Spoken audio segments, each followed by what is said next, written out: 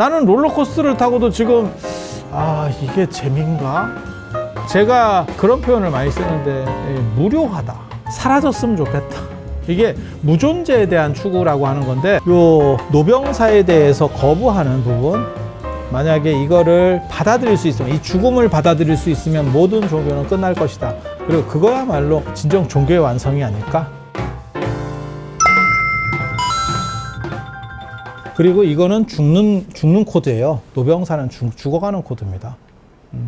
그래서 제가 죽음이라고 하는 게 노병의 어떻게 보면 대장이죠.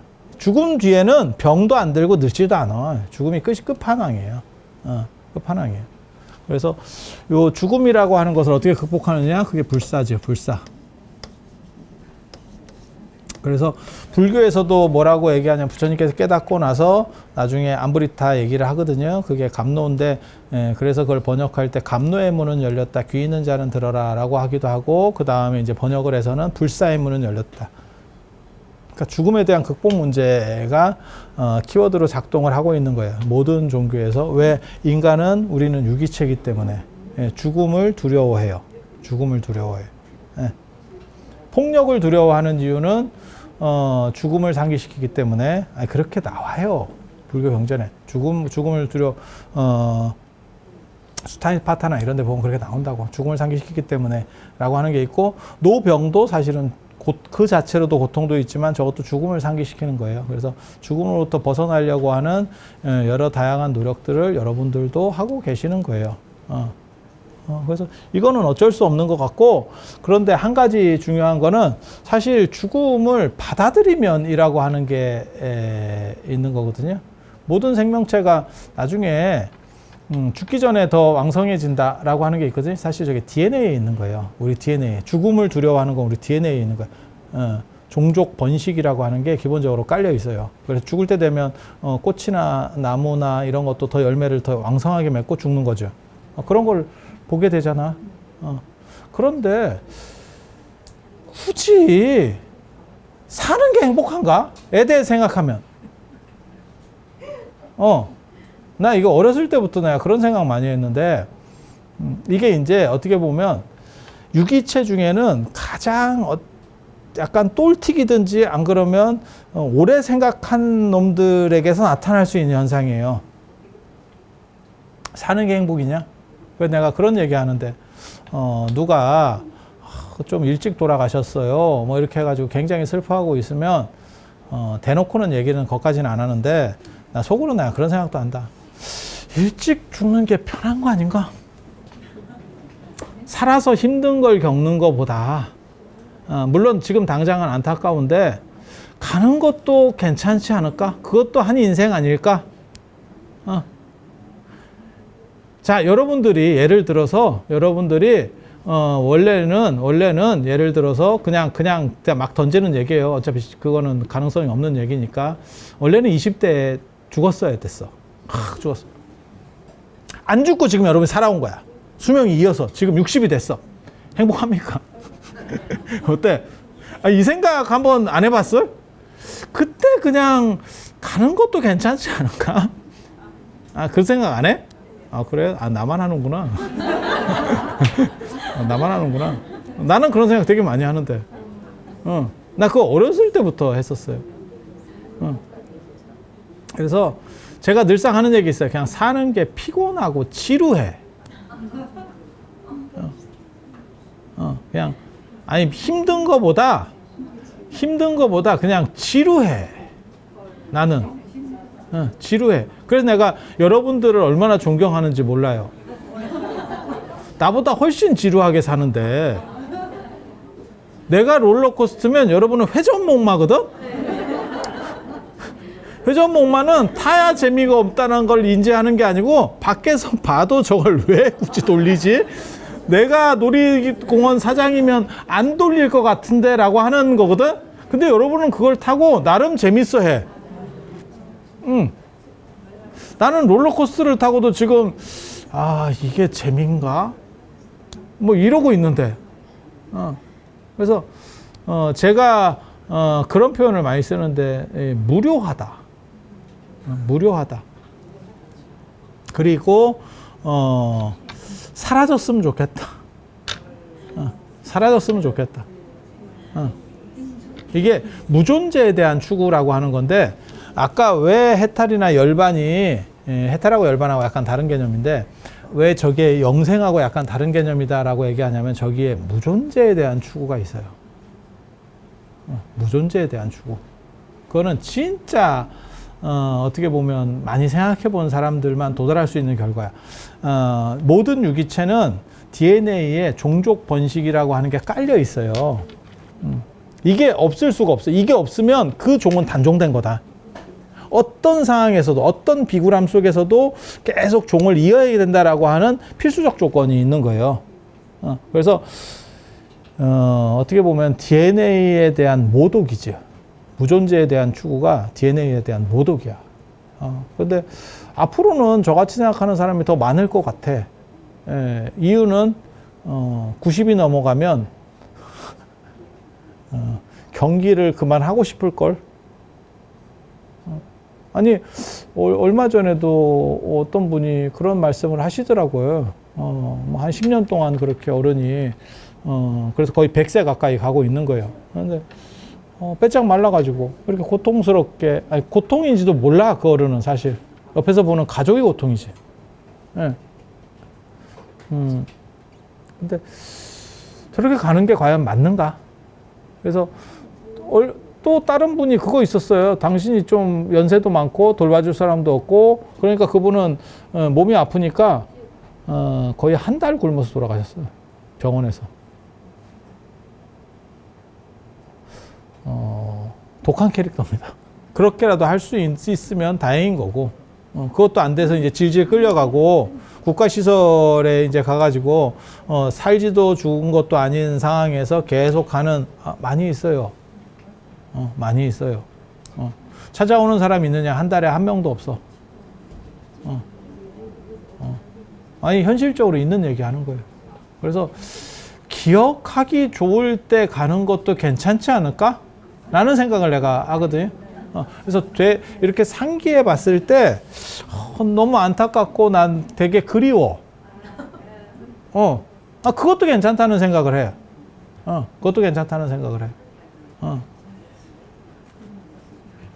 근데 너무 힘들게 돌아가셔가지고 나중에 기억할 때마다 그 마지막 뒤쪽이 각인이 되거든요, 사람이. 그것만 계속 우리 어머니가 건강하시고 이럴 때도 좋았는데 한 10년 동안 이렇게 병원에 누워 있다 보니까 완전히 막 뼈 피골이 상접하고 막 이런 상황에서, 그러니까 잘 보필을 안 했다는 게 아니야. 나름 경제적으로 다 보필을 해도 그렇게 될 수밖에 없어요, 현실이. 그것만 이렇게 가면서 앞에서는 뭐 말도 못하고 가만히 이렇게 치다보고 손이나 주물르고 있다가 나와가지고 눈물이나 훔치고, 그게 몇 년 동안 반복되고 있어. 아니 있는 얘기라니까. 겁주려고 하는 얘기가 아니고 있는 얘기라니까. 그러다가 나중에 돌아가시고 나서, 어머니 돌아가시고 나서 계속 그게 아른아른 하는 거야. 몇 년째 계속. 그리고 이게 특징이, 제가 그런 얘기 하잖아. 그러니까는 젊었을 때는 젊을수록 미래를 생각하기 때문에 가능성에 대해서 계속 생각하고, 나이 들면 과거 쪽을 계속 생각하거든. 그래서 무슨 일이 벌어지냐면, 나이가 들수록 부모님 생각이 더 나요. 왜? 과거 쪽을 생각하다 보니까 부모님하고 겹치는 기간이 더 큰 거야. 여러분이 효자, 효녀래서 부모님 생각을 갑자기 많이 하는 게 아니야. 그냥 늙은 거예요. 그냥 늙어서 부모님 생각이 더 나는 거야. 돌아가셨든 안 돌아가셨든 그걸 얘기하는 게 아니에요, 지금. 그리고 여러분들이 만약에 지금, 내가 환갑인데도 부모님 생각이 잘 안 나요. 그럼 둘 중에 하나입니다. 하나는 진짜 정신적으로 건강한 사람이거나, 안 그러면 폐륜이거나. 그런 거야, 진짜. 이게. 그래서, 그런 어른 생각이 많이 나는 게 과거에 대한 생각들이 많기 때문에 그런 생각이 나는 거예요. 근데 내가 너무 강렬한 인상으로 돌아가실 때 생각들이 박혀버리면 그 어른을 생각할 때마다 그게 자꾸 오버랩 되는 거야. 그러면 너무 슬프지 않아? 그분도 건강하고 젊을 때가 있었는데, 잘 나가던 시절이 있었는데, 막말로 얘기해서. 저희 아버님 돌아가시고 나서 그 금고를 우리 형이 열었는데, 난 그 얘기 듣고 내가, 이 어른이 뭔 생각을 했을까, 이런 생각을 했었거든. 좋은 것도 없어. 이제 연세가 드니까 좀 짱박아 놓은 것도 없어. 뭐 좋은 것도 없고. 그리고 그 비밀번호 내가 어떻게 알았냐고 그랬거든? 그랬더니 수첩 뒤지니까 있던데. 그러더라고. 근데 거기서 맨 밑에 쪽에서, 그러니까 메인에 해당하는 거기서 뭐가 나왔는지 아세요? 거기에 뭐가 나왔냐면, 우리 아버님이 사업할 때 박정희 대통령하고 찍은 사진이 있어요. 젊었을 때, 잘 나갈 때, 한마디로 얘기해서. 그게 당신이 생각하는 어떻게 보면 이렇게 형태적인 걸로는 아마 최고였었던 것 같아. 그 시절에 대통령하고 회사가 굉장히 규모가 커져서 대통령이 와서 방문할 정도의 회사가 된 거예요. 그래서 그걸 찍었으니까 그게 굉장히 당신한테는 영예스러운 일이었던 거야.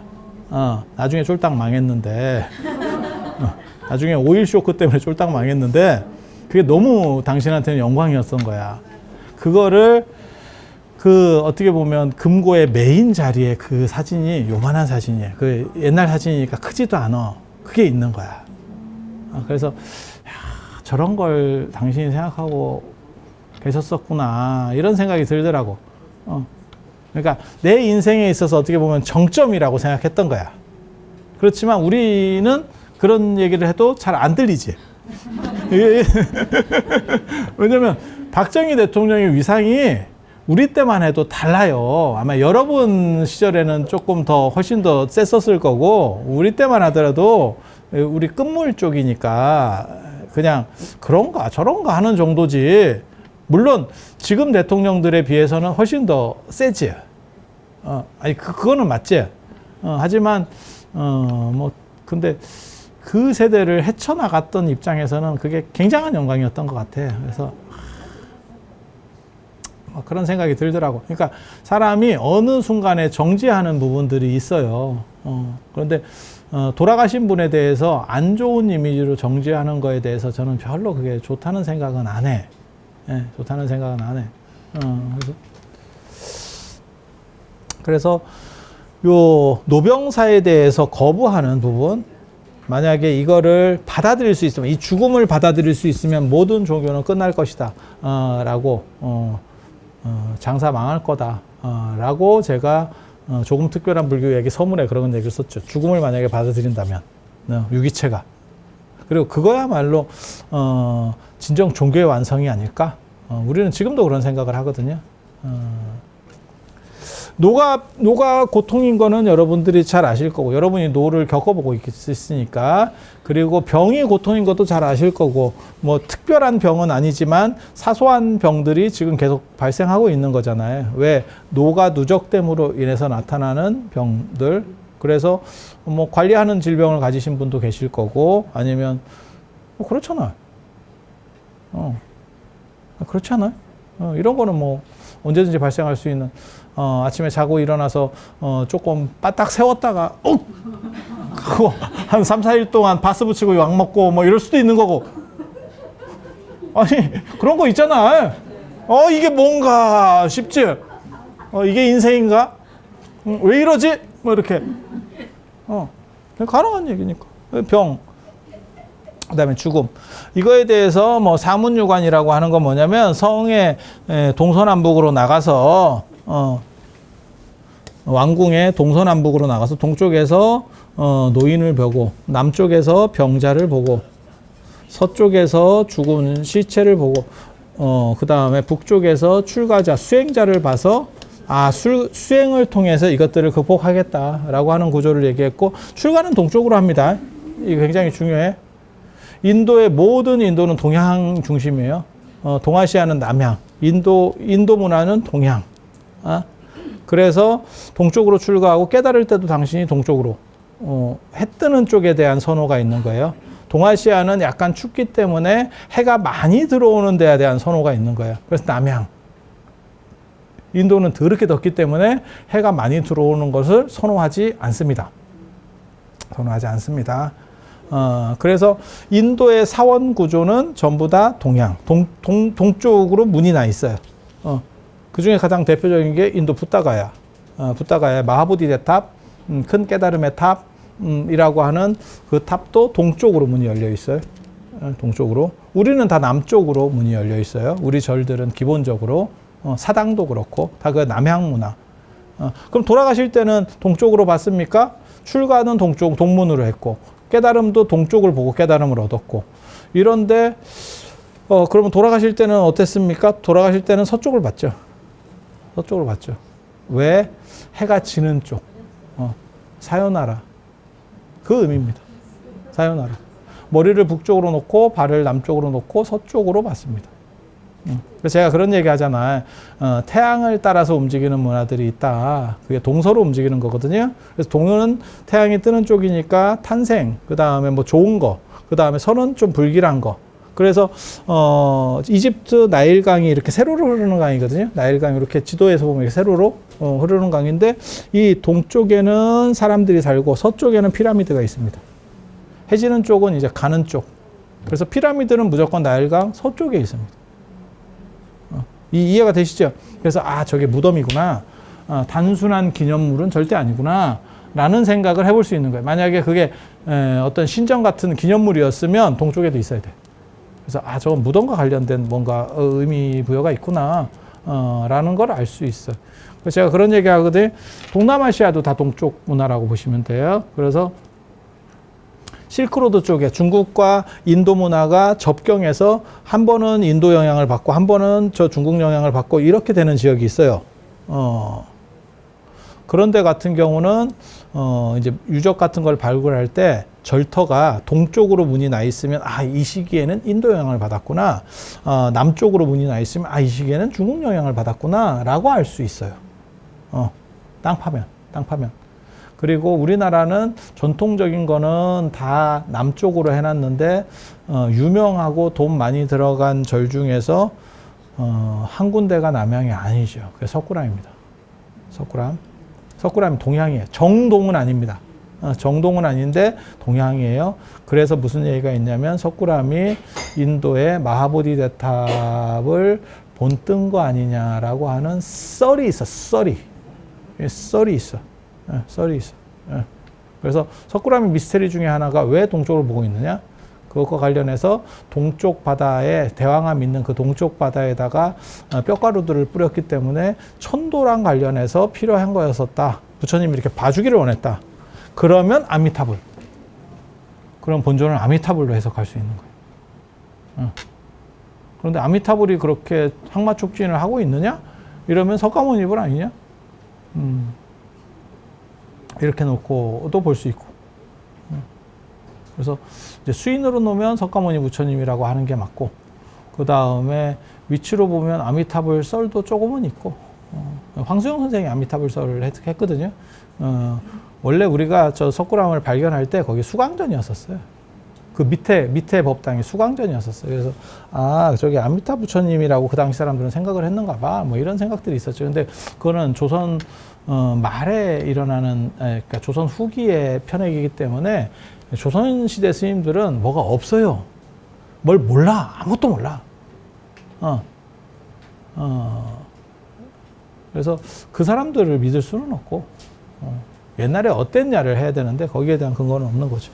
그래서 이렇게 하는 거고, 요 다음에 뭐가 있냐? 이제 출가를 하는 거죠. 그 유성출가상이라고 하는 거예요.